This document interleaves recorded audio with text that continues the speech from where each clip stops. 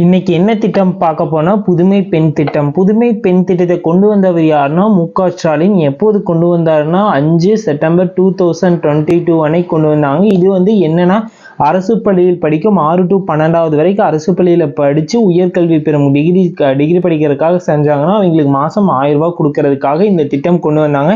இந்த திட்டம் வந்து ஃபர்ஸ்ட் கவர்மெண்ட் காலேஜுக்கு மட்டும் கொடுத்தாங்க. அப்புறம் கவர்மெண்ட் காலேஜ்ல அது இல்லாமல் உதவி பெறும் காலேஜ் இருக்குமா அந்த காலேஜுக்கும் 2024-25ஆம் ஆண்டு இது வந்து ரொம்ப விரிவாக்கம் பண்ணிக்கிறாங்க. இது இந்த பாயிண்ட் ஆஃப் வியூல தெரிஞ்சுங்கன்னா போது தமிழ் புதல்வன் திட்டம் ரீசெண்டாக தான் கொண்டு வந்தாங்க. எப்போ கொண்டு வந்தாங்கன்னா 9 ஆகஸ்ட் 2024 அன்னைக்கு கொண்டு வந்தாங்க. இது ஃபர்ஸ்ட் எங்க அறிமுகப்படுத்தினாங்கன்னா கோவை அரசு கல்லூரியில அரசு பள்ளி அரசு உதவி பெறும் பள்ளியில 6 to 12வது வரைக்கும் படிச்சு உயர்கல்வி படிக்கும் அனைத்து மாணவர்களுக்கும் 1000.